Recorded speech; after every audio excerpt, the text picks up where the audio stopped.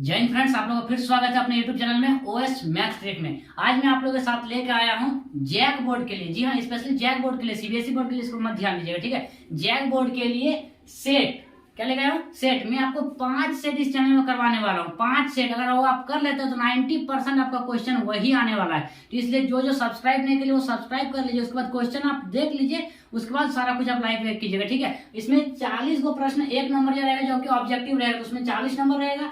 और 5 को प्रश्न 2 नंबर का रहेगा तो इसमें 10 नंबर रहेगा।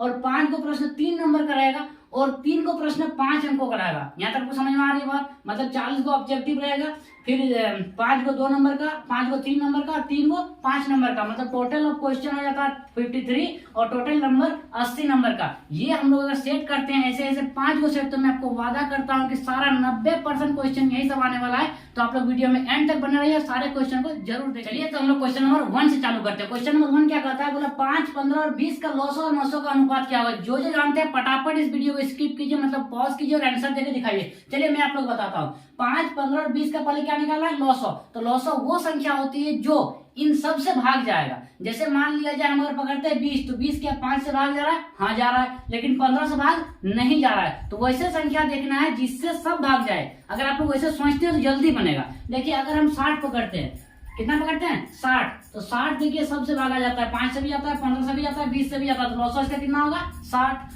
और 900 वो होता है कि किस संख्या से ये तीनों भाग जाए। तो देखिए 5 से तीनों भाग जाता है, 5 से भी जाता है, 15 भी जाता है, 20 भी जाता है। मतलब इसका 900 कितना होगा?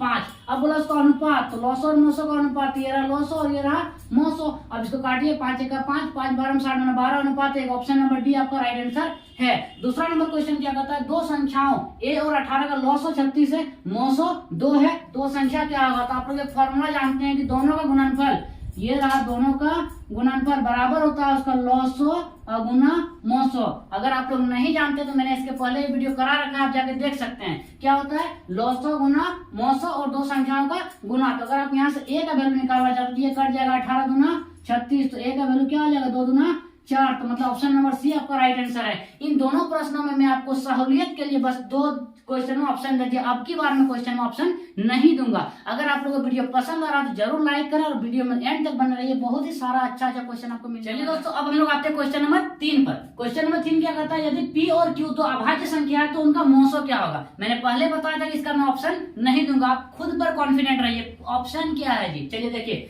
तो जब भी दो अभाज्य संख्या रहेगा, अभाज्य संख्या उसको कहते हैं जो खुद से भाग जाए और 1 से भाग जाए। तो जब भी दो अभाज्य संख्या रहे उसका मोसो पूछे तो उसका आंसर हमेशा 1 होगा। अगर मोसो पूछे तो उसका आंसर हमेशा 1 होगा। और लॉसो पूछे तो उन दोनों का गुणनफल कर देना है। अगर मोसो पूछे अभाज्य संख्या का तो आंसर कितना होगा? 1। लेकिन अगर लॉसो पूछे तो उन दोनों का गुना कर देना है। समझ में आ रही बात? अगर समझ में आ रहा है तो जरूर लाइक करें। चलिए उसके बाद क्या कहता है? पी एक्स की शून्यकों की संख्या। देखिए पी एक्स बोला है, तो एक्स बोला तो आप लोग एक्स वाला लाइन देखना है। ये फिगर एक्स लाइन को कितनी बार काट रहा है? यहाँ 1 बार, 2 बार, 3 बार, 4 बार। तो मतलब पी एक्स की संख्या 4 होगी। जी हाँ, आपने ठीक सुना, पी एक्स की संख्या कितना होगा? 4 होगा। ये 4 आपका हो जाएगा आंसर। चलिए 5 नंबर देखते हैं। बोले यदि 6, 8, 9, x और 13 का माध्य 10 हो तो x का वैल्यू कितना होगा? आप बोलिएगा सर ये तो 9 क्लास में पढ़े हैं। जी हाँ, 9 से भी 1-2 क्वेश्चन आपको मिल सकता है। देखिए माध्य क्या है? 10। तो माध्य क्या होता है? सभी का जोड़ और बटे जितना संख्या उससे भाग देना। तो अगर आप सभी का जोड़ करेंगे तो 8 6 14, 14 और 9 23, 23 और 13, 23 और 13 कितना होता है? जल्दी फटाफट बोले, 23 और 13। ये रहा 23 और प्लस 13 और यहाँ पर x भी तो हम प्लस x देते हैं, बटे कितना 1 2 3 4 5, तो हम बटे 5 दे दिए। बराबर कितना लिखना है? 10, क्योंकि सबका जोड़ बटे सबका संख्या कीजिएगा तो बराबर माध्य निकलता है। अब देखिए ये 5 जो डिवाइड है, 5 डिवाइड तो उधर जाके क्या हो जाएगा? इंटू हो जाएगा। तो देखिए इंटू होगा 10 पंचे कितना होगा? 50। यहाँ तक ठीक है। अब देखिए 23 और 13 को जोड़िएगा तो 36 होगा। कितना होता है? 36। और ये 36 प्लस में उधर जाएगा तो माइनस होगा, तो हम लोग लिख देंगे -36। यहाँ तक ठीक है। अब 50 जब 36 को घटाइएगा तो कितना होगा?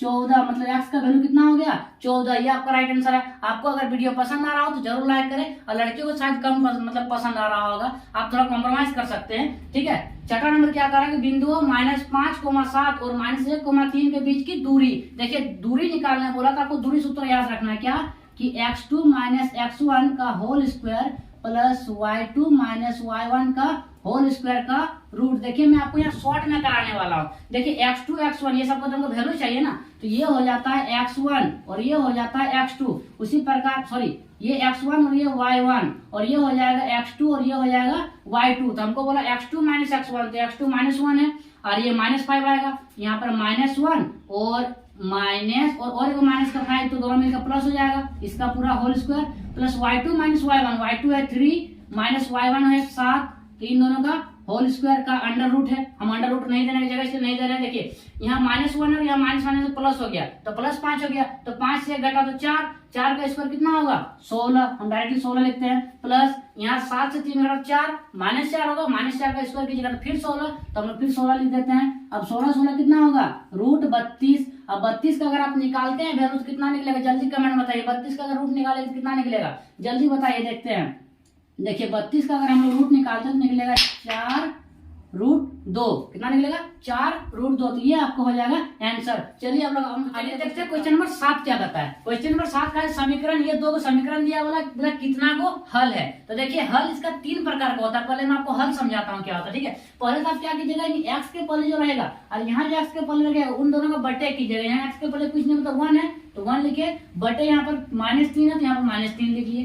अब y के पहले जो रहेगा यहाँ पे जो रहेगा उस सबको लिखना है। यहाँ y के पहले 2 है तो हम 2 लिख लिए और यहाँ y के पहले -6 है तो -6 ले लिए, ठीक है। और यहाँ पर भी -3 ले लिए थे। अब देखिए संख्या जो रहेगा उस संख्या को बटे लिखना है, 5 लिखना है और यहाँ बटे 1 लिखना है, ठीक है। अब देखना है कितना मिल रहा है। यहाँ देखिए कट रहा है, 2 1 का 2, 2 3 6। अब देखिए तीनों नहीं मिल रहा है, ये दोनों मिल रहा है आपस में, बट ये नहीं मिल रहा है। तो जब इस प्रकार का हो कि a1 बटे a2 मिल जाए b1 बटे b2 से और ना मिले c1 बटे c2 से, तो इसका कोई हल नहीं। इसका क्या होगा आंसर, कोई हल नहीं। देखिए ये 2 को मिला है और एगो नहीं मिला, जब इस प्रकार होगा इसका कोई हल नहीं। अगर आपका आंसर ऐसे आता कि a1 बटे a2 बराबर b1 बटे b2 बराबर c1 बटे c2, अगर इस प्रकार आता कि तीनों मिल जाता तो आपको लिखते हैं कि अनेक हल है। क्या लिखते हैं, अनेक हल हैं। समझ में आ रही बात। ये तीनों को पहले बटे करके देख लेना, x और x का बटे करना है, y और y का और अपना संख्या रखना संख्या का। तीनों मिल जाएगा तो अनेक हल है,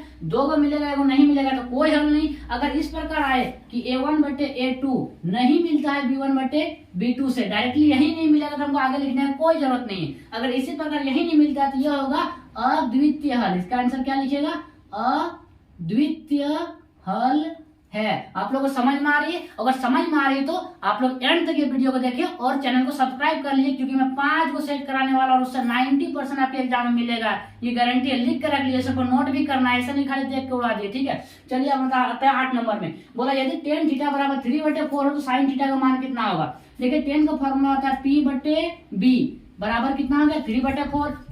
इसका मतलब हो रहा है कि p का वैल्यू 3 है और b का वैल्यू 4 है। अब आप लोग पाइथागोरस से h का वैल्यू निकाल सकते हैं। h बराबर होता है √p² प्लस b का स्क्वायर। तो देखिए p का वैल्यू 3 है तो 3 का स्क्वायर 9 और b का स्क्वायर 4 है तो 4 का स्क्वायर 16। इन दोनों को कीजिएगा तो आएगा √25। √25 का वैल्यू कितना निकलेगा 5। तो h का वैल्यू कितना निकलेगा 5। अब आपको देखिए निकालना क्या दिया है, sin थीटा। तो sin थीटा का फॉर्मूला क्या होता है p बटे h। तो p का वैल्यू क्या है, p का वैल्यू 3 है तो हम 3 लिख देते हैं। h का वैल्यू अभी मैंने निकाला 5, यहाँ 5 लिख दिया, मतलब 3/5 आपका आंसर। अगर आपका इस ट्रिगोनोमेट्री से कोई दिक्कत है तो मैं डिस्क्रिप्शन बॉक्स में इसका एक वीडियो डाल दूंगा, आप लोग उसको जरूर जा करके देखिए, उससे आपको सारा ट्रिगोनोमेट्री समझ में आ जाएगा। चलिए देखते हैं 9 नंबर क्वेश्चन क्या कहता है। 9 नंबर क्वेश्चन कहा कि किसी घटना ई के लिए निम्न में से कौन सा सही है। देखिए इस क्वेश्चन में हमको ऑप्शन जाना जरूरी था, इसलिए मैंने ऑप्शन दिया है। क्यों, देखिए क्योंकि किसी घटना जो ई होता है ना वो 0 से बड़ा होता है बट 1 से छोटा होता है। कोई भी घटना का जो प्रायिकता होता है 1 से छोटा होता है, 0 से बड़ा होता है, कभी कभी 1 के बराबर भी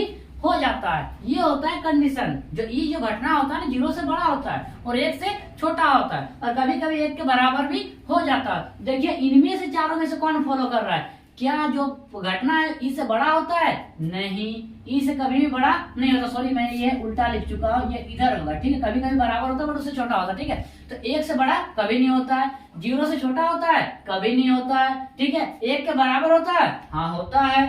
बोला ई जो है -1 होता है कभी नहीं होता है, ठीक है। तो मतलब इसके अनुसार ऑप्शन सी मेरा राइट है, क्योंकि 1 के बराबर कभी न कभी तो हो सकता है ना। समझ में आ रही बात। ठीक है। चलिए 10 नंबर क्या कहता है कि निम्न में से कौन अपरिमेय संख्या नहीं है। अपरिमेय संख्या नहीं है मतलब वो परिमेय संख्या है, और परिमेय संख्या उसको कहते हैं जो रूट के अंदर से निकलता हो। तो देखिए रूट 10 का वैल्यू निकलता है, नहीं। रूट 24 का नहीं। रूट 35 का नहीं। रूट 121 का जी हाँ 11 निकलता है इसका रूट का। समझ में आ रही बात? आपको 20 तक कम से कम रूट याद रखना है, तो option number D right answer है। समझ में आ रही बात? अगर समझ में आ रहा है तो वीडियो के एंड तक देखिए और जरूर लाइक करें और अपने दोस्तों के साथ भी इसे साझा करें। समझ में आ रही बात? चलिए 11 नंबर, यदि किसी उदग्र खंबे की छाया की लंबाई खंबे की लंबाई के √3 गुना है तो सूर्य का उन्नयन कोण कितना होगा। मतलब कहीं एक खंबा है, ठीक है, और यहाँ पर उसका छाया बन रहा है, ठीक है, तो खंबा को मान लेते हैं हम 1, तो बोल रहा है उसका जो छाया है वो 3 गुना ज्यादा, मतलब √3 गुना ज्यादा। क्या? छाया की लंबाई, खंबे की लंबाई से √3 गुना है, मतलब ये 1 में √3 गुना करेंगे कितना होगा? √3 होगा। मतलब ये 90 डिग्री जब बनेगा तो ये P का वैल्यू 1 है और B का वैल्यू √3 है, तो P/B 10 में आता है, तो हम लगाएंगे 10 थीटा बराबर 1/√3। समझ में आ रही बात? P/B यही ना है। अब देखिए 10 कितने डिग्री का वैल्यू 1/√3 होता है, तो आप बोलिएगा सर 10 30 डिग्री का होता है। अगर ये आपको चार्ट याद नहीं है तो मैं इसका लिंक भी डिस्क्रिप्शन में दे दूंगा, आप पूरा चार्ट वहां आसानी से याद कर सकते हैं, ठीक है। तो 10 30 डिग्री, 10 30 डिग्री का वैल्यू होता है 1/√3, अर्थात इसका एंगल कितना डिग्री का है? 30 डिग्री। तो इसका आंसर कितना आएगा? 30 डिग्री। हालांकि वहां पर आपको ऑप्शन रहेगा, बट आप लोग यहाँ कॉन्फिडेंट करने के लिए मैं ऑप्शन यहाँ पर गायब कर चुका हूँ, ठीक है। अगर वीडियो समझ में आ रही हो तो जरूर सब्सक्राइब करें, और अगर वीडियो पसंद आया तो लाइक करें। मैं कल को इसका अगला पार्ट जरूर लाऊंगा, ठीक है। आज मेरा टाइम थोड़ा कम हो रहा है। चलिए तब तक के लिए स्वस्थ रहिए, मस्त रहिए और अपने पढ़ाई में व्यस्त रहिए। धन्यवाद।